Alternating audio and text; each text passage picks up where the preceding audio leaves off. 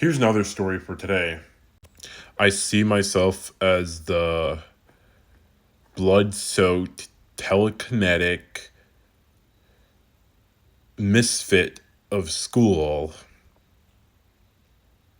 spawned from the ever so domineering depths of Christianity.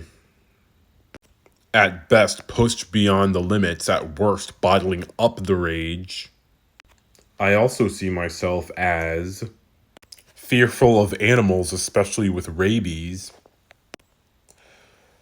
The ever so present paranoia of entering a hotel and encountering axe wielding maniacs, creepy twins, blood everywhere, freezing to death outside, and several cryptic meanings.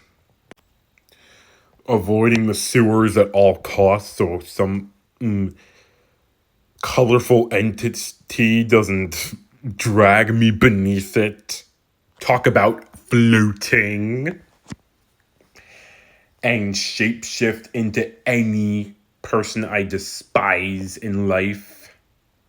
Just to torment me. As one of many neglected, misunderstood youths out to find a corpse to gain some form of notoriety. Obsessed with being able to drive, so much so that a car takes on a life of its own and eats away at me. I find out that one of my writings takes on sentience of its own, so it's out to get me somewhere out there as if it's my own evil twin committing crimes and wanting to do away with me and make it look like I'm the sole one responsible for the crimes. Finding myself imprisoned at a place where a black man with a narrator-like voice lectures me through everything as I deal with the unspeakable horrors of prison life, and then finally escape through the sewers covered in human feces but being bathed by the rain, and then reuniting with that black narrator man on the beach, reflecting on life, ending up in a world of crap for something that I didn't even do, a crime that wasn't even committed by me, but me with my childlike mindset, I end up on the wrong side of the world, and as a result of the barred prison that I find myself in and awaiting my fate to get out of the cruelty of the world, I end up meeting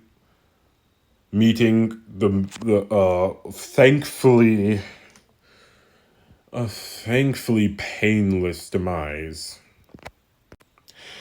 And lastly, I find myself floating back down to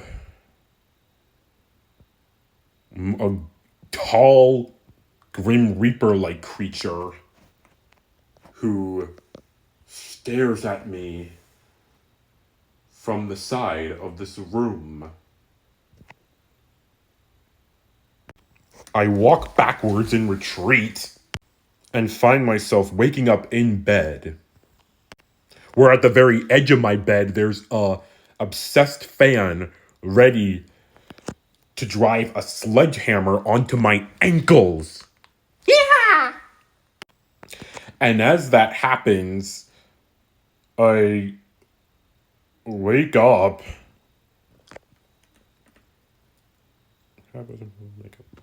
and I find myself walking through my town and looking at one of the shops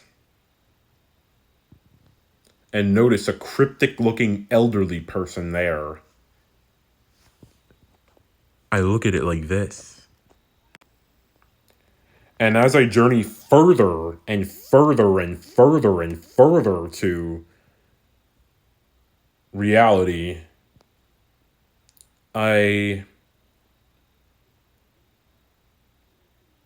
finally open up and realize that whatever is going on is not an entity, it is an experience. And whatever this experience is, it, for a while, has taken over me. Man, that was an experience. It was definitely something that, in more or less of a broad term, I'd never thought I'd ever go through, either with or without the use of any acid that any person would have taken. I vie for the supernatural and I vie for the cryptic. Just as long as the experience and poetic experience doesn't become apocalyptic. Thank you for joining me on this bizarre slam poem. Stay cool and stay good.